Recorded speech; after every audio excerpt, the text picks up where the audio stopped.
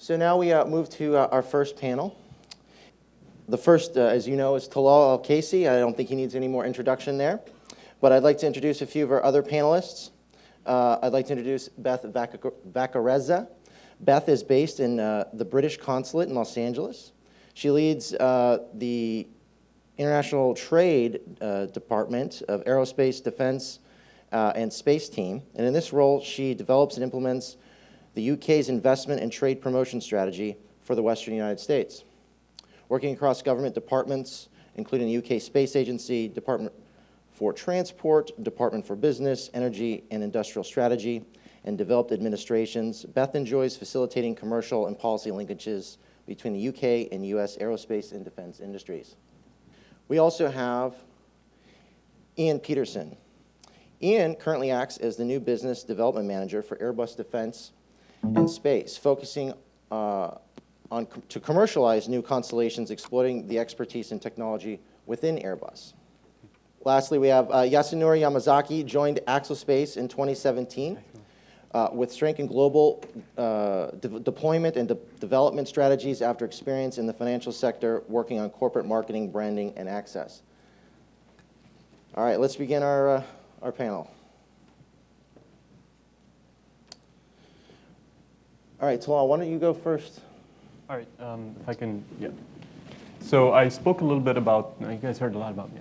Shouldn't someone else go first and then? Are you sure? Why don't we have Beth go first then? Yeah. Okay. Everyone's bored of my voice. Don't sell yourself short. Sure. So, hi, so Beth Vaccarezza with the UK's Department for International Trade, and by way of brief context, so I'm based in Los Angeles, covering the whole of the West Coast for the commercial aerospace, defense, space, and security sectors, and working quite closely on the Seattle side of things with my colleague who's here today, Robin Twyman. So if you haven't had a chance to meet him, please do before you leave. So shall we kick off into the slideshow presentations? Yeah. Great. So basically we'll start with what's the story so far of the UK space sector? Where are we at? What is our ambition, and what is our strategic future? Where are we looking to go? So the story so far. So split into two categories. On your left-hand side, just a few really quick stats about the UK generally, and most importantly for businesses who are looking to either grow in the UK or invest in the UK. We are quite noted for our low corporate tax rate, which is 18%, and to be reduced down to 17% by 2020.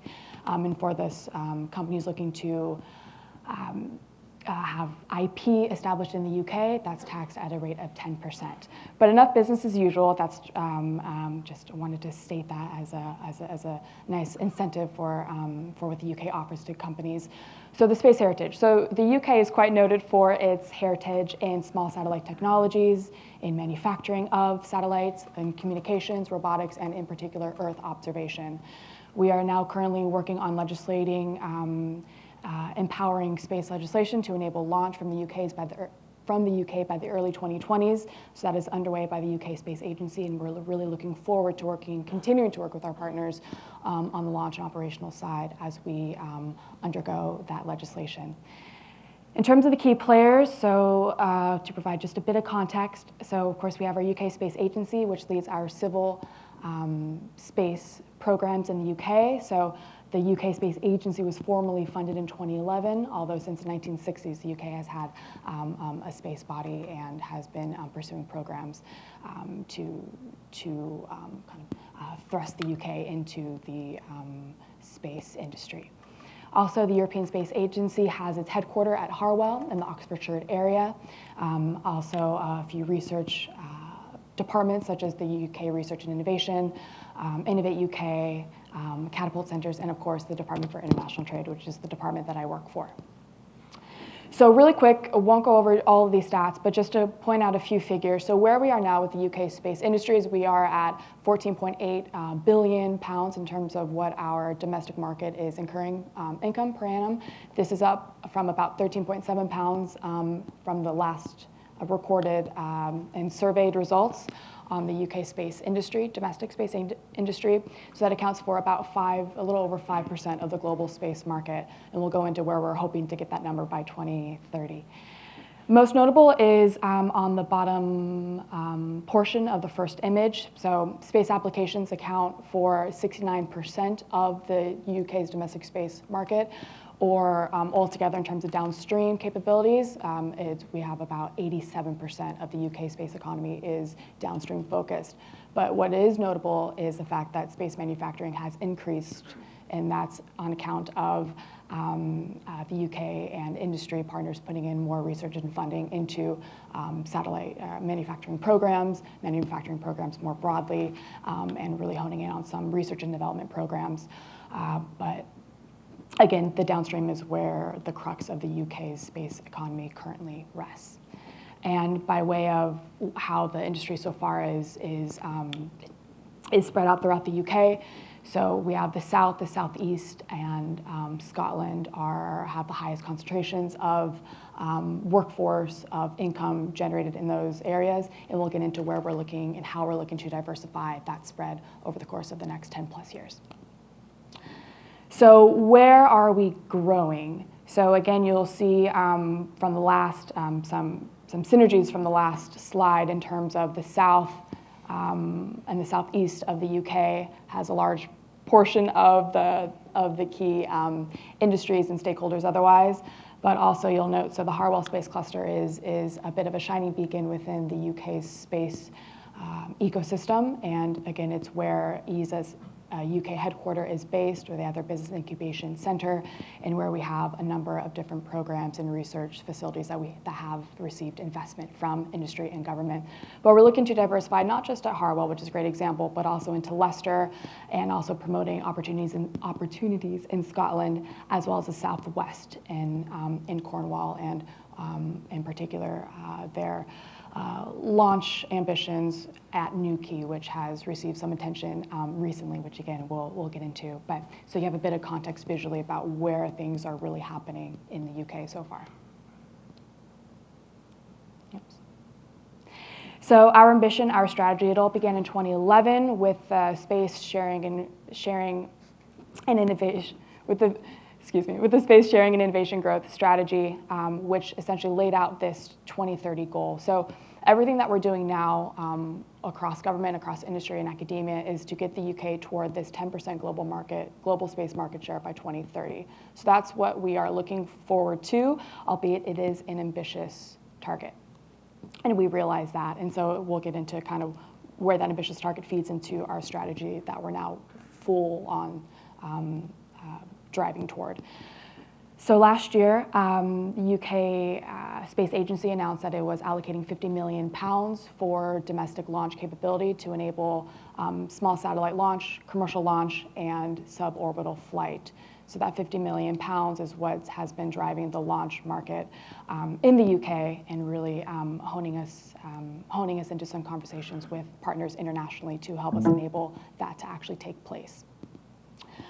Moving down to prosperity from space, again, because we realize that 2030, that the 10% goal, given that we're now at 5% of the global market share, is quite ambitious. We need ways to accelerate that growth. And so in the prosperity from space strategy, which came out last year in 2018, we announced 4 key areas where the UK hopes and is looking forward to accelerating its space growth.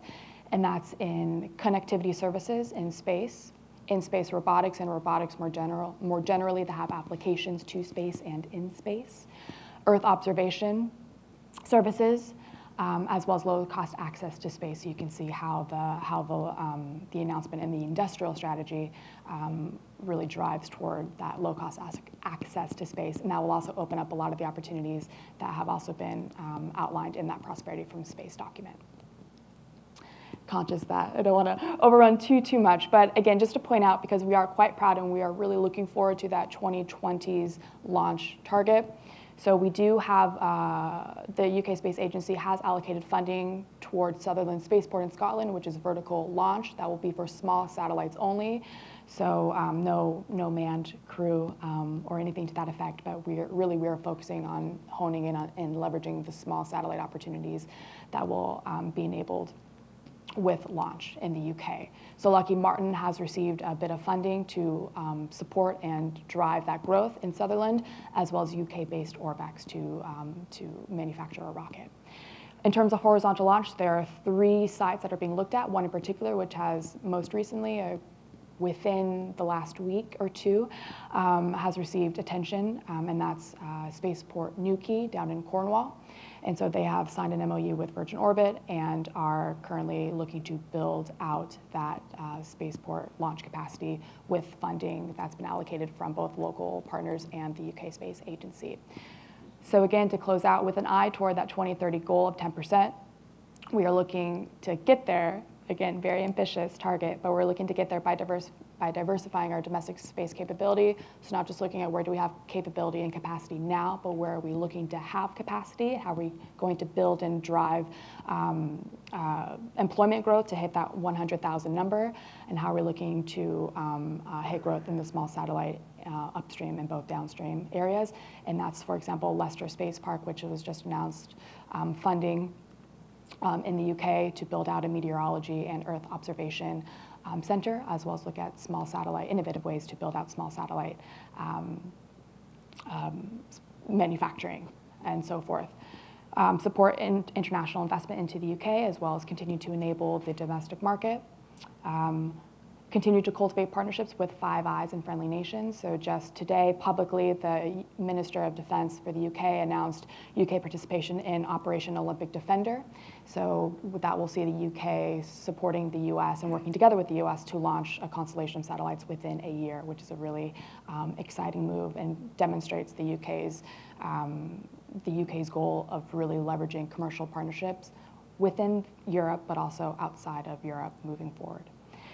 So, and within that, again, continued engagement, support, and membership of ESA, because that is quite an important relationship for us and one that we look forward to continuing to be engaged with and participate on projects with moving forward. So with that, thank you. All right, so my name is Ian Petersen. I work in Airbus Defense and Space in Germany. In a village called Friedrichshafen, just at the border of 3 countries. So I'm in the middle of, we call it middle of Europe. So it's nice to be in this panel about international cooperation. Very happy to be with this great panelist and in this great conference. Thank you for that, Chris. And international cooperation is at the heart of Airbus. Now, I also have some slides. And let me begin by sharing you the vision that we have within Space Systems, Airbus Defense and Space Systems, which is making space a universe of possibilities for everyone. So with this big and vision, I think it would not be possible if international cooperation would not exist. In the domain of exploration, take an example of the ISS, or even before cooperation between US and Russia, ISS would not be possible without an international cooperation. Also missions that intend to discover the universe and explore farther away than geostationary orbit. But also in a more commercial sense, when we try to connect the world and close the digital divide gap across the world, we have international corporations. Think about the picture here depicting OneWeb. So I think international cooperation is at the heart of Airbus. It was created as an international company, but not only as a European company, but recently also more and more international as we grow footprints across the globe. Just to give an example of how budgets are being created in Europe, we have two lines of funding coming from the European Commission, which are funding the different missions like Copernicus and Sentinel constellations for Earth observation, but also for navigation. But also we have another funding line, which is coming from the European Space Agency. And even though it's called European Space Agency, Canada is also a member. And after the Brexit, hopefully UK will stay, and as you well mentioned, it will be part of the ESA budget and will be definitely part of these different projects coming up. So by the end of this year, we have a so-called Ministerial Council where lobby has been initiated quite some time ago, and you can see the investments we are proposing, or the industry is proposing to be made in the different verticals. Let it be on telecommunications, Earth observation, navigations, safety in space, and space security. Also for science and exploration, and then all what has to do with the launchers and R&D and R&T. So again, when we in Europe tackle such big projects, we're very open for cooperating also with other national agencies. So we have very good cooperations with JAXA. We have cooperations with NASA. We're more and more cooperating also with the Indians. And let's see when we have also cooperation at institutional levels also with the UAE.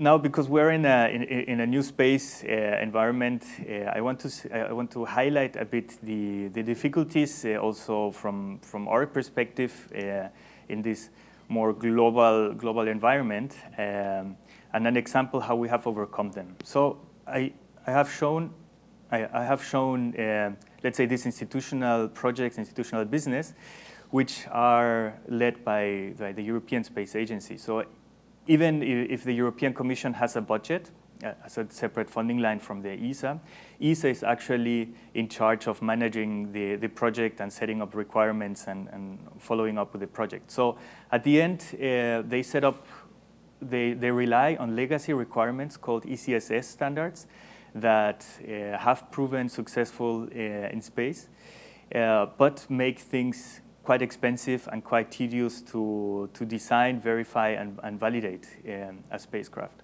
So we have here an example that pushes us to think outside our boundaries and has pushed us to change the way we design not aircraft, but spacecraft. So the legacy of the past decades or a few years ago, it was really a low rate of production, very high manufacturing costs, high recurring costs, bespoke productions or products. If you think missions going to Mercury or Jupiter, these are bespoke missions where you have PhDs working on a satellite, assembling them. This makes things very expensive. And this is something that in a commercial context, we don't want to see anymore, because it is about bringing the recurring costs down. So with a new approach, new space approach, and again here, the cooperation with OneWeb Satellites, which is a joint venture between OneWeb and Airbus, has proven very, very successful in changing the mindset within Airbus Space Systems and tackling a new approach to designing spacecraft. By saying this, having the international cooperation within US, having a final assembly line in Florida has opened us the opportunity to approach new customers. And it's not a secret, but we have a contract with DARPA in the Blackjack project, and this makes us very happy because we are leveraging the footprint that we have in the US together with a new space approach to tackle new markets and enable new space. With that, I'm looking forward for the questions and discussion. Thanks. Good morning. My name is Yamazaki from Axelspace. I'm the Chief Business Development Officer. My role, it's basically about international business development. So I joined this company specifically to help drive our business efforts across the globe, because I actually come from investment banking world.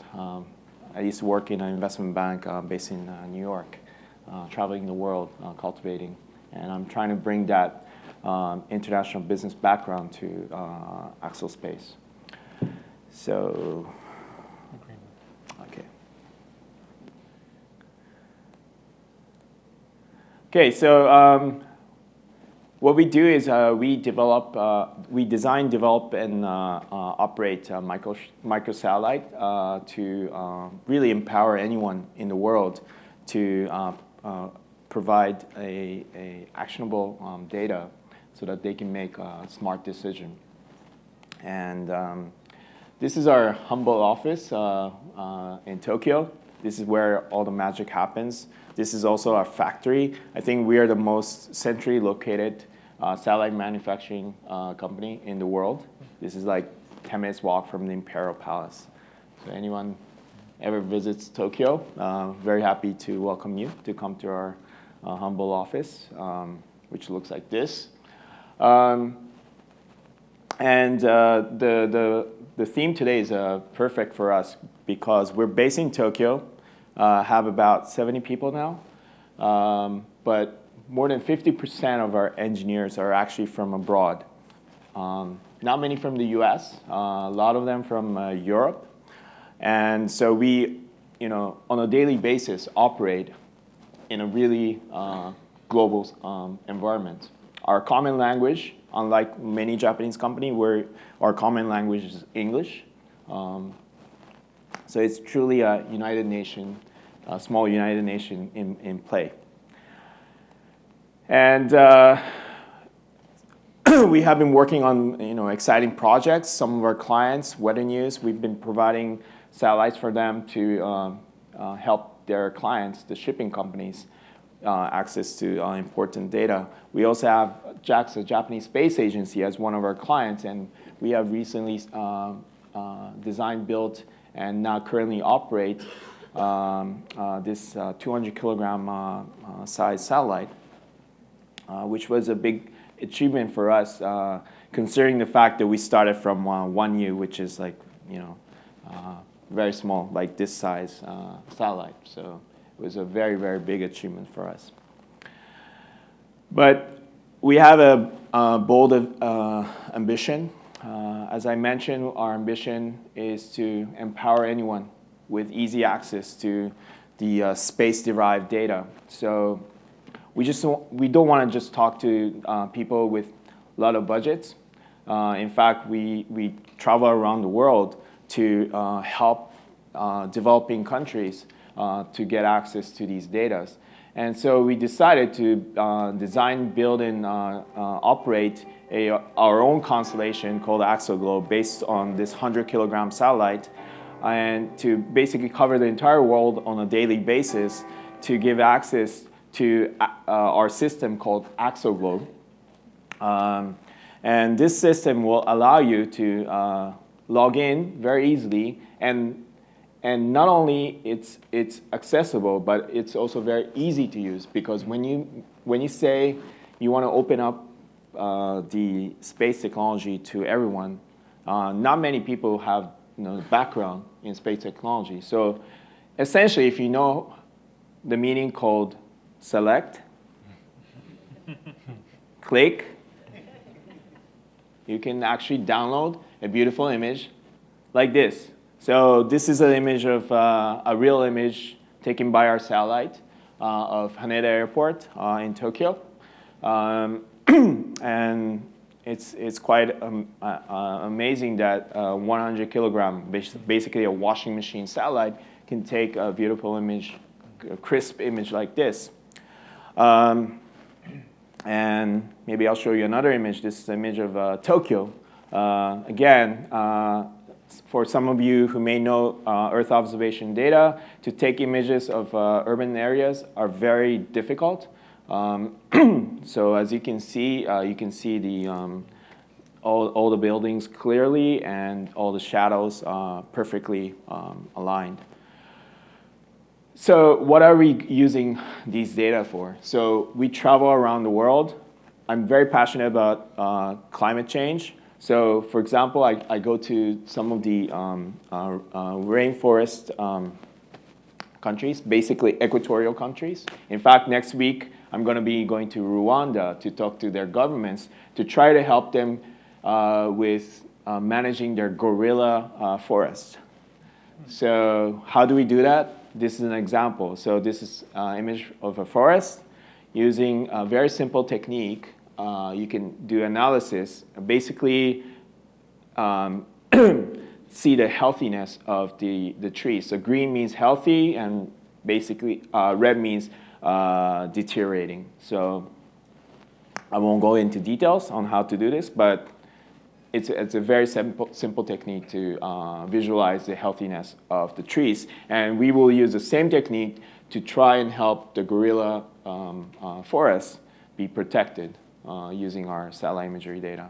We're also very passionate about helping to support some of the agricultural community. So this is a image of a rice paddy, and again, the darker color means it's harvest ready. Now we are trying to provide this to some of the countries in Southeast Asia where rice is critical for their staple. And by making this available to them, we hope to bring innovation into a very basic industry called agriculture.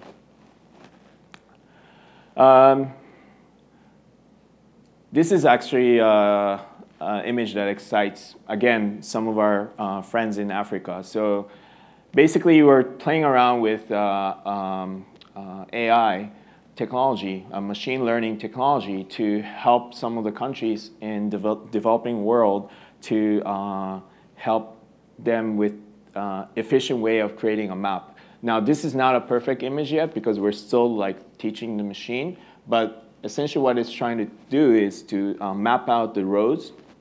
So if you can identify roads, you can create a map. It's not perfect, but it's better than what they have. They have nothing. So today I'm wearing a pink pants and kind of jacket-looking thing, but normally I wear jeans and flip-flops, and I travel around the world, go into the jungle and and to the forests and to the savannas, and really talk with the local people to try to understand their needs. So I'm just going to skip to the last part and show you this. So we are good in developing satellites. Using our satellite, we compile large amounts of data. We work with the local companies to do the analysis, because satellite data is not efficient to do all the necessary analysis. So not only we provide the satellite imagery data, but we engage the local community to do the final analysis to provide valuable solutions to their local community. So this is how we do our international cooperation, and this is why I travel literally every week. So very excited to share my experience and my thoughts today. Thank you. Thank you. So it's me again. So for purposes of this panel, since I gave you an introductory overview as to what the UAE is doing in space and why we do it, I wanted to focus a little bit on our investment promotion plan. This is something that our board recently approved and we are embarking on at the moment. So we're still in the process of developing the implementation plan of it. But that's not stopping us from moving ahead and trying to leverage what's already in existence to incentivize companies, space-related companies, to operate in the UAE, both domestic, organically grown ones, or companies from outside that are looking to expand and gain a global footprint. So we're very proud that in a few years since our establishment, we were able to formulate a very clear and structured policy, strategy, and law, and the law should be coming out soon. We've gotten it approved. It's in the process of the final government procedures to be presented. And they were all designed with the future in mind, because we know that we have this luxury to start from a clean slate. And I call it a luxury because it really is one. A lot of other countries that had regulatory framework that covered the industry for years are somewhat struggling at times to ensure the correct reforms are coming at pace with innovation and technological advancements. And because technology is evolving so quick, we wanted to consciously make the decision to leave the policy, I wouldn't say purposefully vague. It's not vague at all. It's clear, but in a sense, it's adaptable. And the adaptability is what's in a very innovative approach to regulating. And to a certain extent, certain activities that we foresee might come in the future are mentioned, and we're going to design regulations around them. So this is a structure that we've implemented in the UAE when composing these different documents to ensure the maximum incentives. We also have a very robust IP law on a federal level. This is something that the Ministry of Economy handles in the UAE, and so it's applicable to the space sector, so any space company that wants to operate in the UAE can leverage that benefit as well. These are the types of future ideas that we wanted to incorporate early into our policy law and strategy, and space mining and space tourism are amongst them. And the idea there is obviously to help inspire investor confidence and to ensure that we're able to deliver what we're looking for in terms of attracting the companies to the UAE, but also ensure their success and ensure that we're also maintaining our obligations to the international commitments that we have.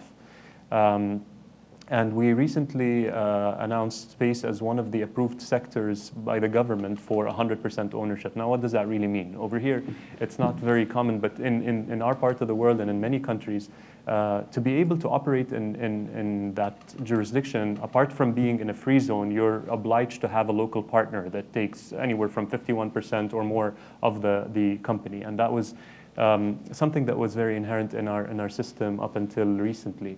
It still exists in certain sectors, but there are a few sectors that have been opened for complete foreign investment outside the special economic zones and free zones, and space is one of them. So this is another clear incentive for companies to be able to operate there.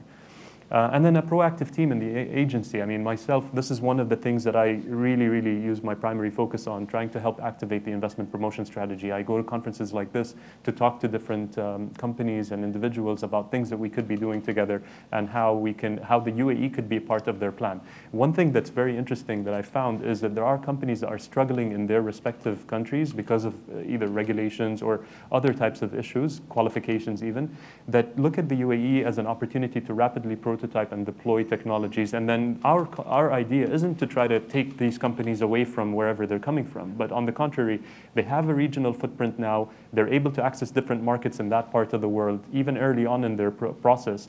But they also have the benefit of showing their respective governments what's working with the regulatory environment in the UAE in terms of what they want to do, and that's helping force change in their respective countries. And that's something that's very critical to a lot of the companies that we've come across. So there's a few different parts of the ecosystem that are already in existence and some that we're currently developing. Masdar City is one of these interesting locations in the UAE. That's the city that's focused on renewable energy. Our headquarters just moved to Masdar City. It's focused on diversifying our energy basket. Like I said, we diversify our economy, but we also know that our commitment to the environment is extremely important. So there was a concerted effort back in 2007 to diversify our energy basket. And so we looked at two areas that we needed to focus on, one being alternative energy with nuclear power, and that's something that we currently have. We have 4 reactors coming online by the end of the year that are going to provide about 35% of our basic energy demands. And then Masdar City, which was established to focus on the renewables segment, which comprise of solar, wind, geothermal, and other technologies, not just in the UAE, but even in terms of investments externally from the UAE. And so Masdar City is this prototype type of city that is established in the UAE that is with the aim of being completely carbon neutral. And It's a very interesting location. It's a very futuristic city. I encourage anyone to look it up or visit even if you get the chance. But the relevance here to space is the fact that this location is a free zone. And we have a space lab that's there already as part of the Mustar Institute, the Khalifa University that has a partnership with MIT. And that university have clean rooms that are already building CubeSats and other activities that are like that. So any company that goes there can tap into that infrastructure as well. Al Ain is a city that's part of Abu Dhabi, about an hour away from Abu Dhabi, and it has an airport over there that was fairly underutilized, mainly for training and military and some very little commercial. And so we've signed an MOU with the Abu Dhabi Airports Company to see how we could explore operating it as a potential spaceport as well. There are many different companies that are looking for spaceport locations around the world. It's not a secret that we have a big investment in Virgin Galactic as one. So and Virgin Galactic and Virgin Orbit have been looking at different places in the world, as you saw with the UK, for instance. So if we are able to create the right incentive package and environment that makes it a win-win and economically feasible, then it might be an interesting opportunity. And the ecosystem around that includes the other point over there, Nebraska, which is another special economic zone that's right next to the airport and the spaceport, the eventual spaceport, where 1 square kilometer will be dedicated to space-related companies. And they can tap into the UAE University that's across the street, the National Space Science and Technology Center that's being developed there, which I call it's analogous to the JPL model, since there is a Caltech component, similarly structured in that sense. Mars Science City, which I discussed in my presentation, is another area which would be a special economic zone that would encourage activities related to that area. Dubai South, more of an aerospace cluster, so companies that are related in that domain can go there. Hub 71 is interesting. I have a slide about this at the end, but it's a technology hub that's part of the Mubadala family in Abu Dhabi, one of our big investment vehicles. And it's a co-working space that now recently signed with Starburst. And so we're accepting companies to the first cohort soon. And so that's another area where companies that are in their startup phase can enjoy the benefits and some incentives there. So I mentioned the National Space Science and Technology Center. The Mohammed bin Rashid Space Center I mentioned also in my presentation along with Yasat and Thuraya. Bayanat is more of an analytics company for Earth observation, and then the MOD. These are the potential customers and support structure, including the UAE Space Agency, to ensure that any company that comes there has an outlet for off-takers in the domains that they operate in. From a financing standpoint, there's also something very appealing about the UAE. There is no shortage of investment vehicles over there. Now, it's not an open checkbook. It's not like anyone that comes there can go to ADIA and get some money. And that's the false misconception that some people have. They're very astute investors. Mubadala's VC arm have the investment in SoftBank, so we have exposure there to some space companies, but they also can do direct investments. But they have a very clear thesis and mandate that anything they invest in needs to touch on one of the different verticals that they have. They have 4 verticals that they operate within. The Abu Dhabi Investment Office have a new incentive called an investment matching fund that they've announced recently that works with Hub 71 and the Accelerator at Starburst now. There are many family offices of high net worth individuals that are also looking to invest. But most of these they've been traditionally focused on the traditional asset classes like private equity, fixed income, and real estate, and only recently gone into venture capital. And within venture capital, we're trying to educate them on the benefits of the space industry so that they can allocate a portion of their portfolios towards that as well. Others are the Dubai Future Foundation, the Accelerator there, and others. The one that says Tawazun offsets there at the end is also an interesting one, because many of the defense contractors, if you're not familiar with offsets, I won't go into details, but defense contractors that have contracts with our MOD are obliged to reinvest a portion of their profits into a joint venture in the country. And so that obligation presents an opportunity for space companies that are involved with the Lockheeds, Boeings, and Raytheons of the world. So you don't have to be those companies, but any company that can work out an interesting formula for a business to be generated in the UAE can tap into some of those offset obligations that the big defense contractors have. So I can talk a little bit more about that during the Q&A if needed. And then lastly, as I mentioned, the Hub 71 Starburst Accelerator program. Here's some information about it. I won't go into details because I know we're probably running short on time, but that website at the very bottom is where you can apply if you're interested in being part of the first cohort. But it's similar to how they've structured their program in LA and other places around the world. I'll stop there. Excellent. Yeah. Well, that was quite the world tour, I think. And I think one thing that struck me from all your presentations is the scope of things going on, right? I mean, there's all over the world. And we're not just sitting here talking about what ESA is just doing or what NASA is just doing alone. There's so much going on and so much has changed, especially over the last 20 years. So maybe one of the interesting things we have about our panelists, right? So we have 2 government representatives and we have 2 people from the commercial sector. And I think what we maybe want to start out with is get a sense of how you see trends and dynamics in your approaches to your goals, to achieving your goals, your organizational goals. I mean, you have endemic issues you deal with, you have trade goals. So what are those obstacles and challenges that most concern future growth? Beth, you want to start? Sure.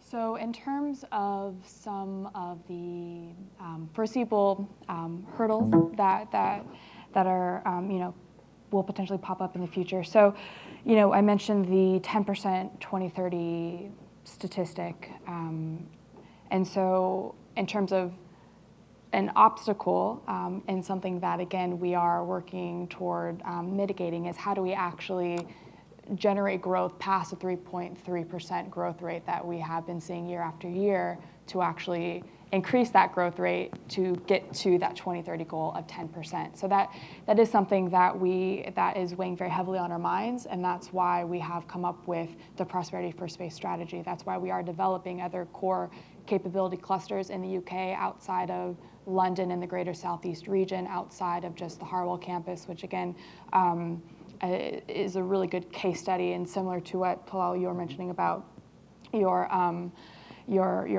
cluster development in terms of leveraging academia, government, and industry support. So how do we diversify that landscape? And in diversifying, we will then increase the number of jobs. We will increase the number of, ideally, companies coming in to invest in the UK to add toward the annual income generated in space, and also help us engage more broadly in the international ecosystem. So in terms of trends, what we're seeing is, so particularly in Scotland, so you have Glasgow, Clyde Space, not a surprise, not a new company on any of our radars, but also across the way in Edinburgh, we're working on building out data analytics capacity there, as well as down in Leicester to account for the fact that once we have, so the UK plans on having 2,000 satellites launched from UK soil by 2030, generating data. What are we doing with that data? This isn't a unique issue. It's not a unique concept, but it's something that the UK is very diligently looking into. How can we actually fill the void that currently exists globally in terms of how do we commercialize that data? So that's something that we are very strongly looking at enabling over the course of the next 1, 5, 10 plus years. So I'll stop there because I could keep. Yeah, let's just go down the line. All right. So for us, it's a matter of fulfilling the growing demand on new space applications, new space products. So Beth was talking about data. We see the demand is growing from space-derived data from different companies, startups requiring platforms and constellations. So it's about leveraging our experience, our heritage. We have grown and heritage from space. Apply this with a new space approach, similarly to what we have done with the platform from OneWeb. So it's really how we can reuse what we have done to fulfill these needs and to really offer a good and reliable product at an affordable price to all these companies with the ambitions of growing activities in space. So that's why we're using the OneWeb platform, stripping out the payloads, the communication payloads, and making a so-called generic platform. We call it the Arrow platform, and this fulfills one of the ambitions of Airbus, which is, of course, growing business worldwide and fulfilling the needs of future customers. Cool. Yeah, I mean, I would say not exactly an obstacle, but something that's definitely inhibiting the pace that we can evolve in is really good human capital. And the problem is, we're a country the size of the state of Maine, 9 million in population, only 1 million locals. It's a very small country. And we didn't, prior to the agency's establishment, there were very few PhDs. I mean, any PhD that would study would either want to be a doctor or something, but most of them would end up going into education or something if you're not going into the medical field. And so when the space agency came about, we saw a 40% uptake in that. And our chairman is the Minister of State for Higher Education, so it's been very highly calibrated in terms of trying to ensure that we're getting the right types of people interested in the necessary disciplines to push in the right direction. But obviously that takes time to, they need like 4 years at least for their undergrad, and then it takes time. And we're moving at a very quick pace to maintain momentum. And the Mars mission is coming up. We're going to have to continue to think about what's going to come next and keep up that pace.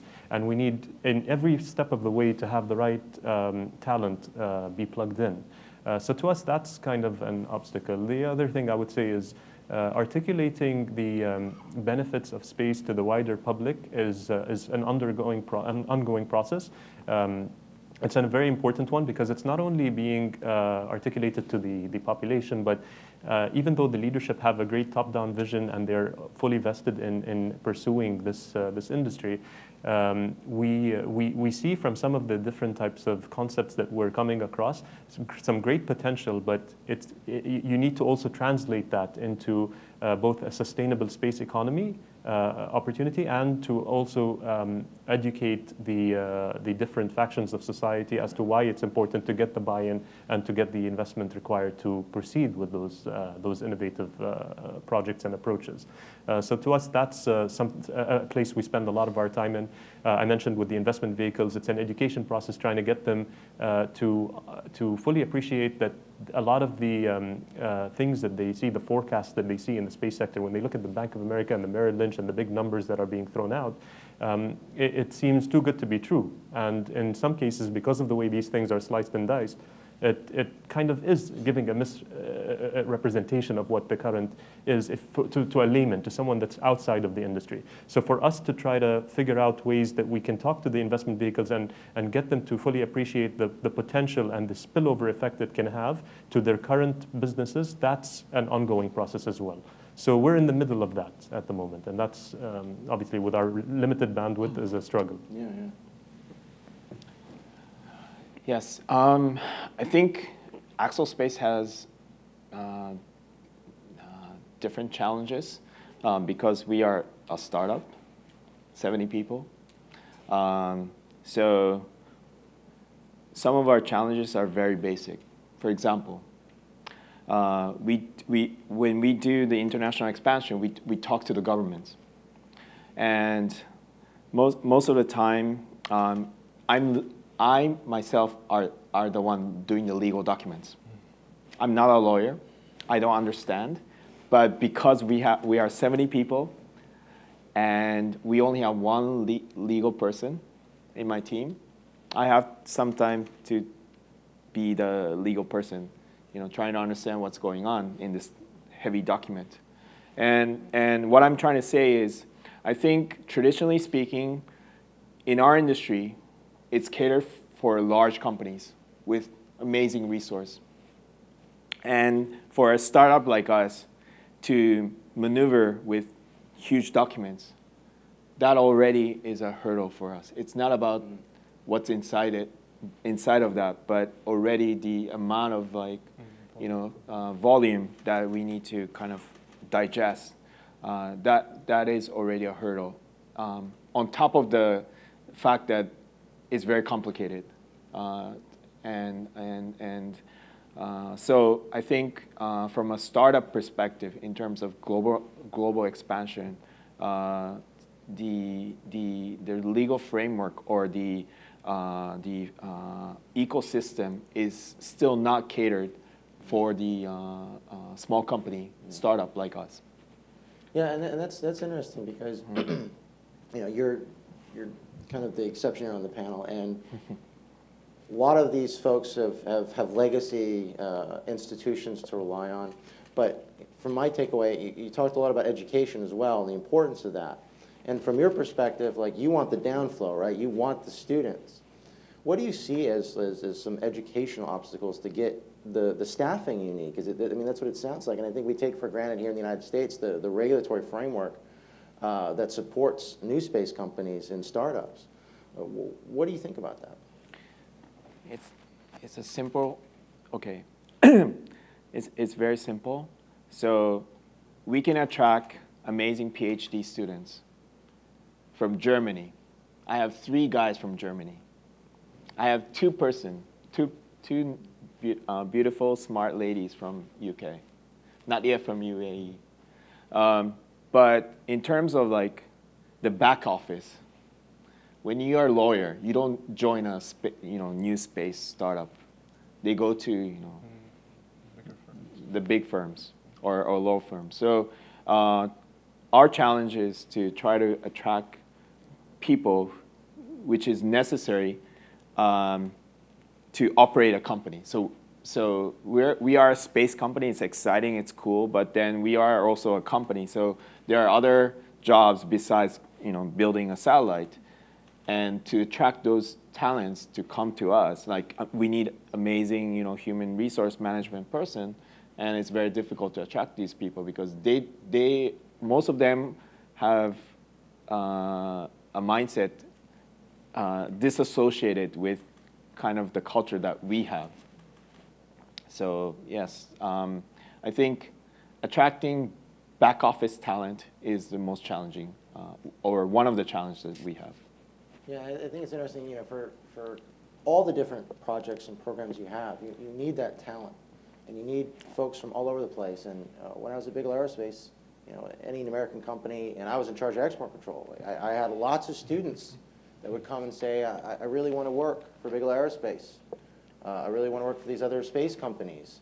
Great students, but because we create a regulatory system that sort of boxes these people out, it's interesting to see the downflow. For the opportunities that are lost here, they seem to be flowing back down this way and providing a foundation for the future. So what do you think, you look in the next 5 years, what do you think is going to happen? Do you think there are going to be a lot more new entrants? Do you think there's going to be a technology that's really going to be revolutionary? I mean, are we thinking about what NASA's doing? Are we thinking about what SpaceX or Blue or others doing? How do you guys put that all together when you communicate to your leadership and you figure out your business models? How do you deal with that large amount of information? Sorry, stumped. But I just think, there's just a lot. I mean, you guys have brought up education and business and employment. Like, there's so much to do there, but there's so many other opportunities. So I can offer a perspective. We definitely keep looking at what's happening outside, and we're not, obviously in the business of trying to predict what new technology is going to disrupt things in 5 years down the line, because we're going to be wrong, and we're probably going to even underestimate what the potential is. So what we try to do is look at what is happening globally, and now we see this new big push to the moon. And it's an interesting one because it's a very cohesive one amongst governments domestically in different countries. You see them in different European countries. You see it in the U.S. And they're looking to do it in a very multilateral way. And this to us is a key opportunity to be a part of. How, we still haven't decided. What type of the lunar activities or architecture we would take part in is still TBD. But what we like about what we're seeing today versus maybe 5 years ago is the fact that there is that cohesion and there is a strong and genuinely passionate leadership behind it in most countries that are pursuing this objective. The U.S. in particular, I think when you look at the combination of Vice President Pence, Scott Pace, and Administrator Bridenstine, and even Secretary Ross, there's a genuine passion for space within these individuals, which then translates into what can be done and also pushes towards the objective of ensuring continuity for programs. That's the difference between what we've seen happen in the past with the pendulum switch between administrations. And the only thing that would ensure continuity is obviously a multilateral effort. And we've seen it with the ISS, and hopefully we'll see it with the moon. Because whether you're a proponent of moon or Mars, even though it keeps being mentioned as a gateway for Mars, it's important to have everyone on the same page, and this is an opportunity that everyone has because of the dynamics that are there today. So from the UAE's perspective, we're looking at that and observing it very carefully and trying to find a way that we could contribute to the effort. So if I can piggyback, so from the UK's perspective, right, and I think you touched on it perfectly in terms of how do you at the same time, so in tandem, boost your domestic capability, but also make sure that that's in line with what the future trends are. And there is no way to predict, because you're absolutely right, you will be wrong, or at least kind of just a little bit too off skew. So one thing, or a number of different things that have been happening in the UK is just, so we've seen that there's 20 different accelerator programs and centers across the UK, right? Seraphim Capital, which is the first solely space-focused investment VC arm. Obviously, there's more now, but it was the first one of its kind. In London, they now have space camps that they host, and for 3 months plus at a time, they'll host different startups coming in and kind of working based out of London and meeting with different partners and kind of promoting that knowledge sharing, but also hopefully promoting some opportunities for maybe people to be hired onto the teams that aren't just on the development side, but on the back office side. So there are a lot of things, and that's kind of accessing and trying to leverage some of the newer capabilities and technologies on the Accelerator program, plus with Innovate UK and different programs, different departments within the government, which are focused on the lower TRLs technologies, but that have really, really strong potential in the market moving forward.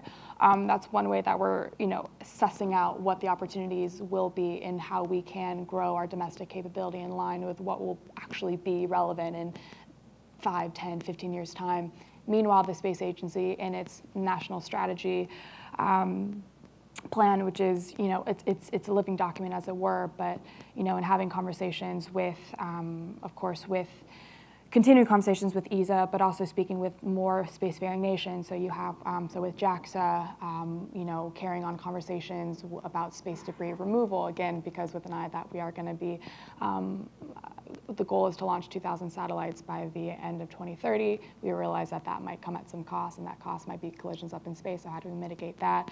So kind of testing out opportunities there, and then also carrying on conversations with the UAE and other, again, spacefaring nations. So kind of all of that collectively, and then to your point about how do you pull that together, really, really long email chains and, and good CRM and databases, which are not anywhere near perfect, but we just have a lot of great people on the team that are enthusiastic, and fortunately a lot of great people in this space industry globally that are enthusiastic with us.